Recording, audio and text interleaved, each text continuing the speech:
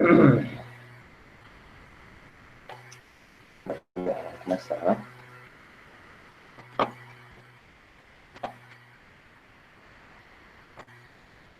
Arthur está presente. Emily. Tá. Arthur Ribeiro. Brasileira não se encontra. Evelyn Clark está presente. Ingrid também. Ana. Joana está presente. Alberto, Patrícia e José estão presentes. Ian está presente. Isabel Almeida também. Ítalo Araújo está aqui presente. Joana Maria. João Lucas. Não. José Matheus. Presente também. Júlia Egli também. Laura também está presente. Padrinha. Nosso encontro. Letícia Ribeiro. Luísa Ricardo. Também não. Lívia Ferreira presente. Maria Clara não se encontra. Letícia Freitas. Também não. Maria Lúcia está presente. Natália não está presente. Sara e Continua. Os demais não se encontram, infelizmente. Bom, pessoal, seguinte. Geografia, como vocês bem sabem, a gente tem na terceira aula da quinta-feira, certo? E na segunda aula, agora, sexta-feira, certo? Porém, história a gente tem na terça-feira, na segunda aula, e na última aula de quinta. O que acontece? Essa semana, que antecede as provas, não tivemos aula na terça-feira. Consequentemente, é claro, não tivemos a nossa primeira aula semanal de história. Ontem, por conta de um problema de conexão, não tivemos a segunda aula de história. Porém, tivemos a nossa revisão de geografia. O que é que a gente vai fazer hoje? Como nós não tivemos a revisão de história ontem, teremos hoje, tá bem? Então, nós iremos ver, para que não haja prejuízo, vai ser história, tá bem?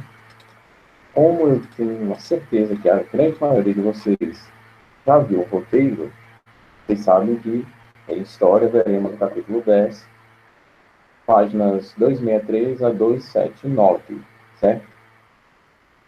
263 até a página 279. Tudo já corrigido, né? Até a 279 já foi tudo corrigido.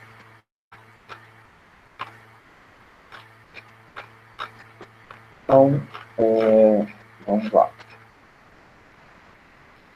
Só para a gente retomar um pouquinho o assunto, certo? Antes de mais nada, nós estávamos falando necessariamente, puxando, né, lá da 269, falando dos regimes ditatoriais no Brasil, certo? A gente não pegou no início, certo? De 64, a gente já começou lá do governo de Figueiredo, certo? Pega um livro de história, tá bem? Na 269. A gente vai dar uma folheada e alinhando o conteúdo.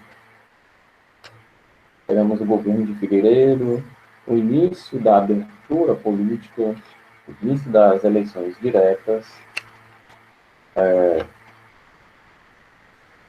a lei da anistia, a criação, né, de alguns partidos políticos, a retirada do estado de ilegalidade de outros partidos políticos, dentre uma leva de outros, aliás, eventos vindo a abrir a política nacional. A eleição de Tancredo Neves, quase que não fala,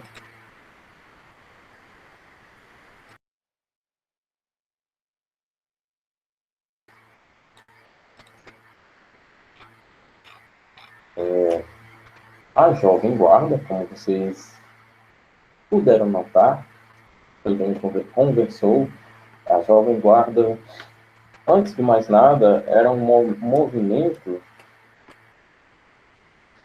que acabou sendo utilizado pelos militares, certo? Pelos presidentes militares, no caso Costa e Silva, e pelo presidente Médici, para tentar afastar a juventude dos movimentos de resistência contra a ditadura. Era um uso da cultura como uma arma para afastar os jovens da cultura libertadora. Os representantes da Jovem Guarda eram, obviamente, apoiadores da ditadura, como o famoso rei, né, entre aspas, Roberto Carlos, seu parceiro Erasmo Carlos, a cantora Vanderleia, o grupo musical Golden Boys, dentre outros nomes muito badalados da época, certo? E em contrapartida a isso, os movimentos culturais de resistência à ditadura militar brasileira foram ganhando mais articulação, ou melhor, foram se articulando melhor, ganhando força entre alguns programas musicais na TV brasileira, dos quais nós podemos falar de artistas como Caetano Veloso, Gilberto Gil, Chico Buarque, Geraldo Vandré, dentre outros vários nomes. E o maior, né, um dos maiores movimentos de destaque cultural, nós podemos falar, é a Tropicália, liderada por Caetano Veloso, Gilberto Gil, os Mutantes e outros nomes do cenário musical da época. A Tropicália era meio que um mix cultural, um mix de vários elementos culturais, certo? Elementos populares, como os batuques do maracatu, de Nazaré, e da mata, e os bacamarteiros de Caruaru, ambos de Pernambuco. As percussões da Bahia, a guitarra do rock, era uma mistura cultural justamente para que várias pessoas de várias culturas, ou melhor, de várias preferências, simpatizassem com o movimento. Não apenas pela questão musical, mas pelo conceito de ser um grupo de resistência, resistência cultural a um regime ditatorial, um regime de cerceamento de direitos. Continuando, a gente também tem a criação do cinema novo, que tinha uma estética diferenciada, dando destaque para alguns filmes, para alguns produtores. E a gente também é importante lembrar que nessa época, não apenas o Brasil, mas outros países da América do Sul passavam por uma ditadura, algumas até mesmo mais violentas que a ditadura militar no Brasil, certo? E, claro, olha só que curioso, ou não, todas apoiadas pelos Estados Unidos. Os Estados Unidos da América apoiando a ditadura, mas isso não faz muito sentido, né? Os Estados Unidos são aquele país, aliás, que canta a liberdade, é o país da democracia, o país da independência. Não, não é bem assim como você vê nos filmes de super-heróis. Não é desse jeito, não. Os Estados Unidos, com enfoque, um foco bastante na Guerra Fria, temiam e muito o que eles chamavam de ameaça comunista. Temiam que os soviéticos e as suas ideias se espalhassem pelo mundo e dominassem, obviamente, a América, sendo que já tinham algumas sementes do comunismo aqui na América, né? Falando do todo, América do Sul, Norte e América Central. Então, isso seria muito desvantajoso para os Estados Unidos, já que nós estamos falando de uma guerra ideológica, não eram disparados um só projétil. Tudo se baseava numa guerra ideológica. E quando tiveram alguns conflitos armados, como a guerra do Vietnã, os Estados Unidos apoiaram um lado e a União Soviética apoiou outro lado. Mas não houve disparo direto da União Soviética para os Estados Unidos, nem dos Estados Unidos para a União Soviética. Então, quem se prevalecesse mais na questão armamentista, de demonstração de poder, é claro, e de apoio ao outro lado da guerra, quem se destacasse mais na questão ideológica, na questão cultural, na questão artística, iria se sair melhor nessa Guerra Fria. Comparado a tudo isso, ou melhor, ainda dentro de tudo isso, a tal da ameaça comunista estava se espalhando pela América, né? Com certeza. A exemplo disso, nós temos Cuba, a Revolução Cubana, que trouxe, olha só, parece que não foi tão ameaçador assim, depende, né? Ameaçador para quem? Para a população cubana, não foi. Eles saíram dos altos índices de analfabetismo e passaram a ser uma sociedade muito bem estruturada no sentido da educação. Não é à toa que o mais médico, eu sempre gosto de falar isso, não é à toa que o mais médico era composto por médicos cubanos, certo? E antes de você acreditar naquilo que você vê no Facebook ou em outra rede social, procure pesquisar, tá bem? Talvez aquela ideia que foi dada naquele meme ou passada por aquela figura pública, talvez uma figura política, não seja bem a verdade, tá certo? Não acredite na verdade que chega para você de alguém que não tem credenciais para passar isso. Por exemplo, não foi isso que nós vimos no nosso livro de história. Vimos que depois da Revolução Cubana, aquele país só andou, só progrediu. O que atrapalhou esse progresso foi a ambição dos Estados Unidos, o medo de perderem essa guerra ideológica para a União Soviética. E esse medo era até mesmo maior do que a vontade de ver outra nação dando bem, saindo da fome, saindo da miséria, saindo de problemas avassaladores pelos quais passavam. A revolução de Ernesto Guevara e Fidel Castro trouxe muito mais benefício do que prejuízo para Cuba, como a gente vê nas redes sociais. Essa frase vai para Cuba não é um insulto. Dependendo do contexto, pode ser até um elogio. Vai para Cuba para estudar, para ser médico? Vou na hora. Claro que eu vou. Quem disse que eu não ia? E passando por esses projetos, né, temos projetos estadunidenses, né, a Guerra Fria e a ameaça comunista para os americanos, fizeram com que os Estados Unidos desenvolvessem políticas, medidas, planos e projetos de intervenção. Por exemplo, em 47, o presidente estadunidense Harry Truman estipulou a doutrina Truman, que consistia em algumas ações para prevenir ações comunistas depois da Segunda Guerra Mundial. Era uma caça aos comunistas nos Estados Unidos, assim como o Plano Marshall também consistia em ajuda econômica para países, para a construção, aliás, dos países pró-ocidentais.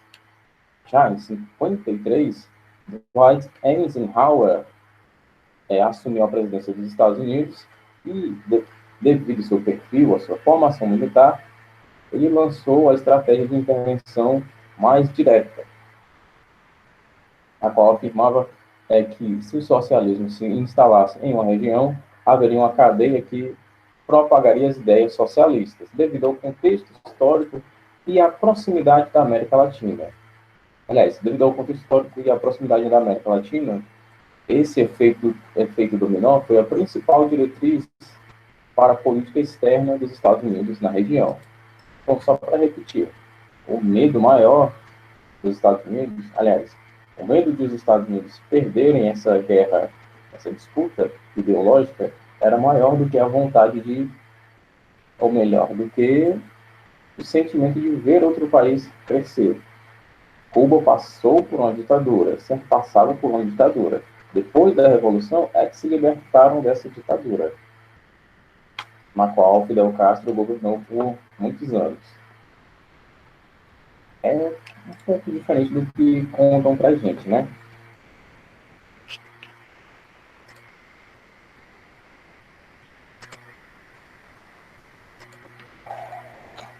Continuando ainda sobre ditadura, a gente chega próximo do que nós teremos na nossa prova, tá bem? Não basta aqui, eu queria muito que vocês respondessem, tá bem?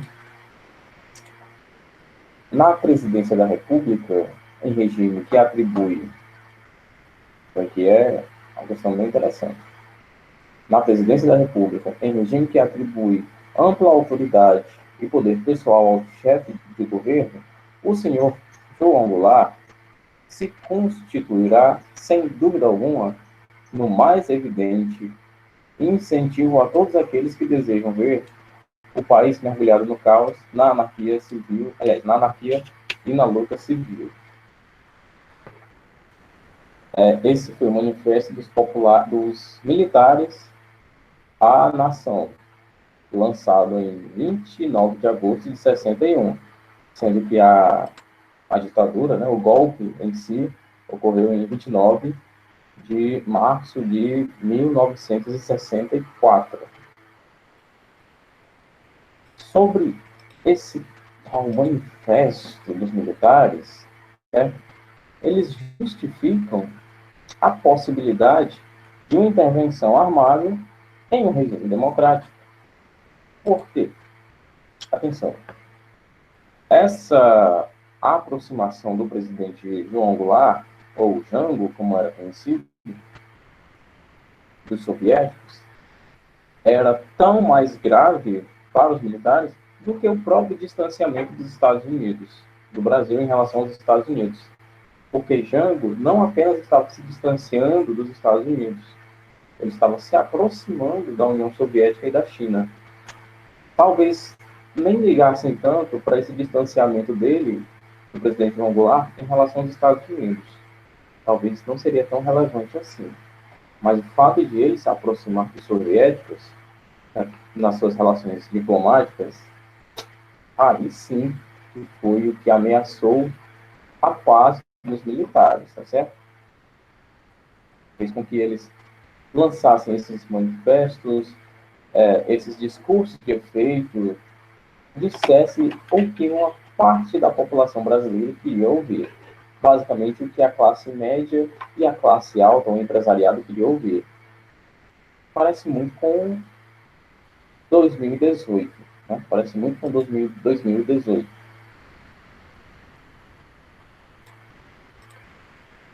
E continuando, justificaram dessa maneira o golpe militar anos antes, certo? Você nota que essa aproximação do presidente João Goulart não foi nem citada, mas claro que ela tem um teor na justificativa desse incômodo dos militares, que basicamente não é nem um pouco justificável. Tipo, a pessoa está se aproximando de outro regime político e por isso ela deve ser deposta. É bem complicado o que esse pessoal fez aqui no Brasil. E sobre esse assunto, em relação ao golpe militar, né, nós devemos lembrar que, querendo ou não, diferente de outras teorias da conspiração, essa não é uma teoria, tá? Foi, sim, uma conspiração bem articulada pela combinação civil e militar em extremo estado de alarme, com os rumos nacionalistas do governo de João Goulart. Mas, olha, sinceramente, não tem quase nada de nacionalista aí. Porque se você for parar para pensar, que tipo de nacionalista é esse que dá continência para a bandeira americana como um cão abana o rabo para o seu dono, né? Abana a cauda para o seu dono? Isso não é nacionalismo. Não é nacionalismo. Esse tipo de conduta faz com que caia por terra esse discurso nacionalista. As ações não condizem com o discurso. Somos nacionalistas, mas nós amamos os Estados Unidos, que apoiaram a ditadura, que fez esse monte de caos no Brasil e em boa parte da América Latina. É engraçado, né? Eu riria se não fosse tão sério. Eu realmente iria achar muita graça se não fosse um assunto tão sério, certo? E evitou, claro, só um momento, então eu vou ver no olho. Claro que devemos lembrar das reformas de base do João Goulart. As reformas de base trariam um grande avanço para o Brasil. Gente, deixa eu só tirar isso aqui que está no meu olho.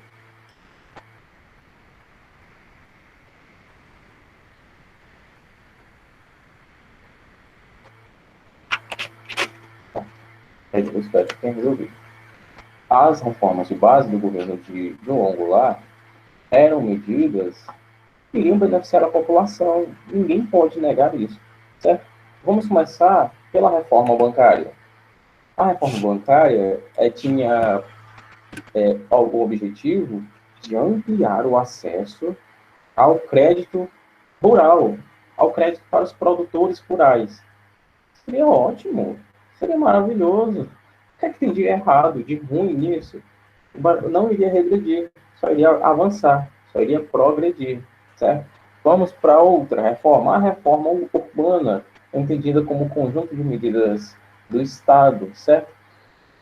Foi um projeto elaborado visando a justa utilização do solo brasileiro, a ordenação do equipamento, das aglomerações urbanas e o fornecimento de habitação, que foi o que um certo governo fez aí um tempo atrás, certo?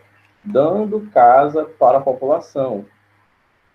Esse governo fez essa coisinha aqui da reforma de base, né? Dar uma habitação condigna a todas as famílias, sendo que o João Goulart, em 63 para 64, já estava pensando nisso, certo? A distribuição de terra no Brasil foi feita de maneira inadequada, desigual. Devemos distribuir essas terras de uma maneira mais equilibrada. Vamos dar uma habitação para quem não tem. Convenhamos, né, pessoal? Convenhamos. Que pensamento maravilhoso. Vamos para a próxima. A reforma fiscal tinha o objetivo de promover a justiça fiscal e aumentar a capacidade de arrecadação do Estado. Se o Estado arrecada mais, o Estado vai ter mais dinheiro para construir escola, hospital, creche, outras repartições públicas, seja lá o que for, Secretaria de Saúde e Educação, Secretaria de Assistência Social, Secretaria do Trabalho, Meio Ambiente, Secretaria de tudo, porque o Estado está arrecadando mais por meio dessa reforma fiscal do governo de João Goulart. Além disso, pretendia-se limitar a remessa de lucros para o exterior, ou seja, mais lucro interno, mais imposto nas empresas de fora, para que tivesse mais lucro para as empresas dentro do Brasil. Muito bom. Isso sim que é nacionalismo, certo? Querer que o seu país se dê bem, e que se o outro país de fora quer vender aqui, vai vender, mas vai pagar imposto, tá? Não vai ser de graça. A reforma educacional também consistia basicamente na extensão do direito ao voto aos analfabetos e aos militares de baixa patente, certo? E previa-se também a legalização do Partido Comunista.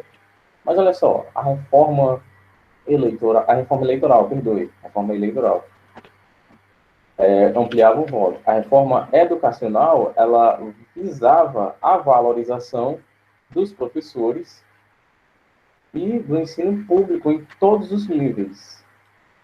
Já que nessa época estávamos passando por uma reforma educacional mundial, o Brasil não podia ficar de fora, né? Combater o analfabetismo era um objetivo do João Goulart, com a multiplicação nacional das pioneiras experiências do método do professor Paulo Freire, e o governo também estava se propondo a realizar uma reforma universitária. Então, vocês estão percebendo como era que João Goulart queria governar e para quem ele iria beneficiar, ou melhor, a quem ele iria beneficiar, seria a maioria da população. E esse tipo de benefício, para os empresários, para os militares, era uma coisa ruim. Eles não queriam ver a população se dando bem desse jeito. Uma população mais inteligente, uma população com mais assistência do governo, assistência educacional, assistência sanitária, né? Fazendo referência à saúde também.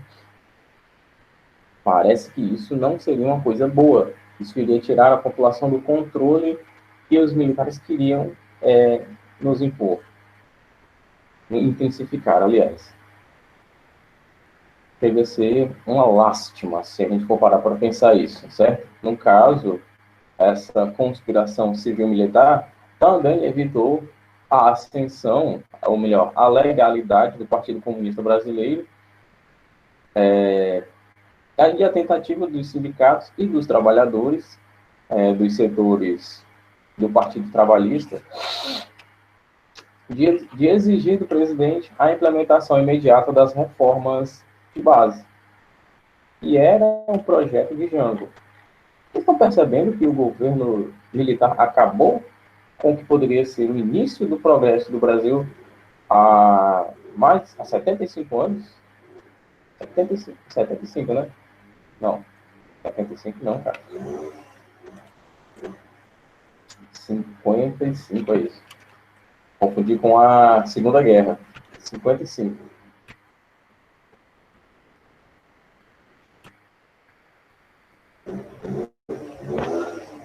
Confundi com a data da Segunda Guerra, que é 1945. Há 60, querendo ou não, 55 anos atrás, o Brasil já poderia ter progredido bastante. Há 55 anos atrás.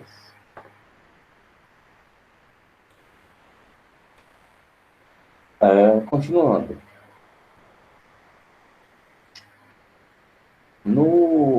Isso aqui é outra questão interessante. No cabeçalho do Jornal do Brasil, de 14 de dezembro de 68, aparecia escrito: tempo negro, temperatura sufocante, o ar está irrespirável. O país está sendo varrido por fortes ventos.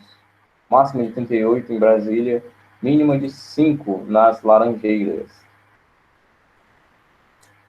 Se você for parar para pensar na data e no que esse texto está se referindo, já que está sendo emitido por um jornal, necessariamente faz referência ao AI-5, Ato Institucional número 5, que limitou em alguns pontos e em outros pontos tirou de vez, tá?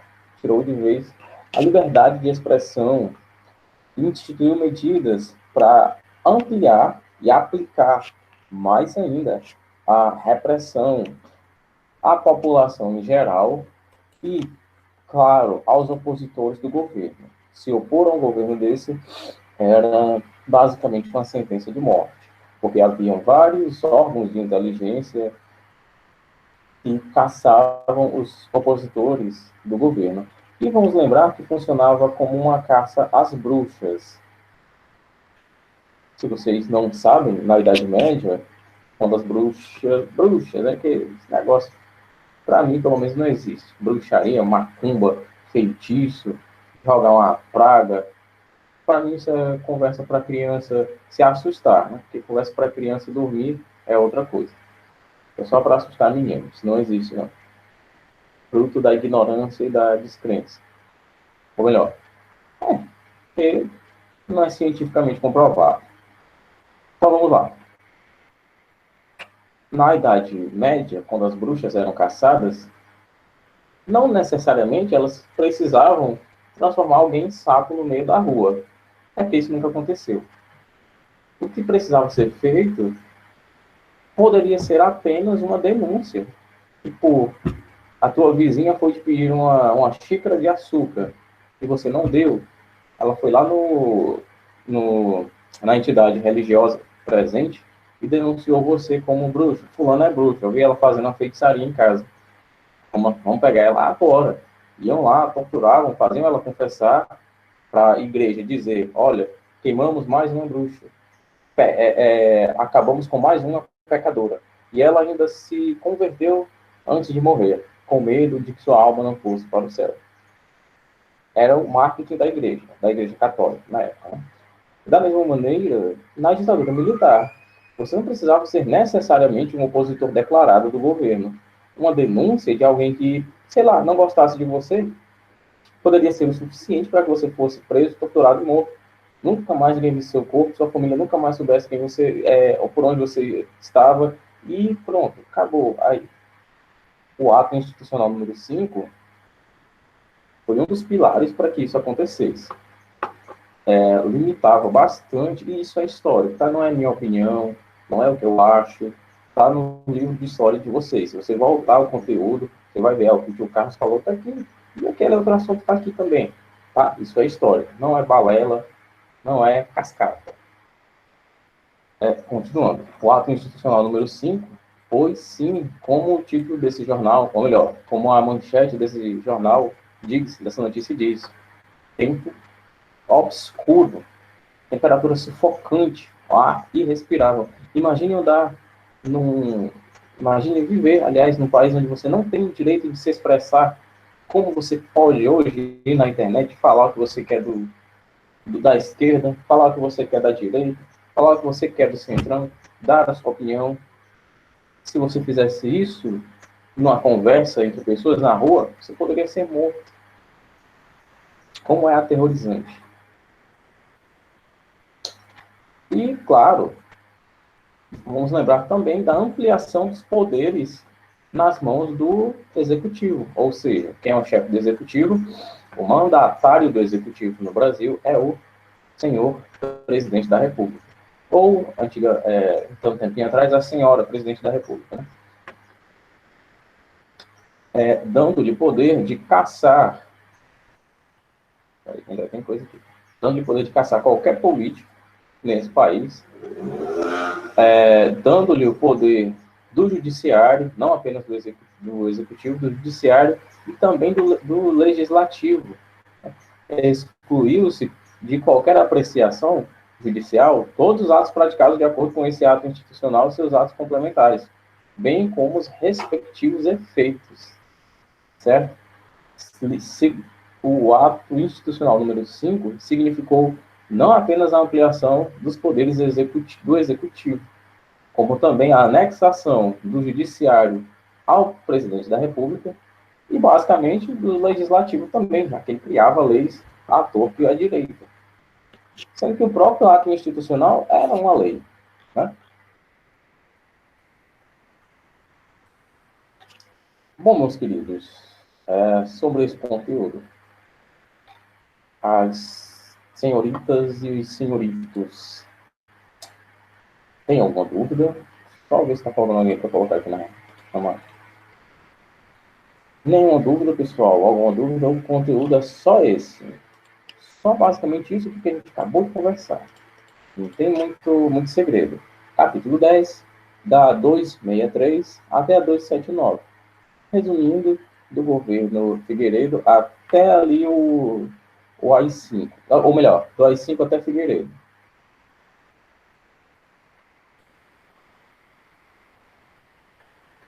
Que, obviamente, foi o início da abertura política e das eleições diretas. Bom, nenhuma dúvida. Olha lá, e depois não reclama que a prova estava difícil.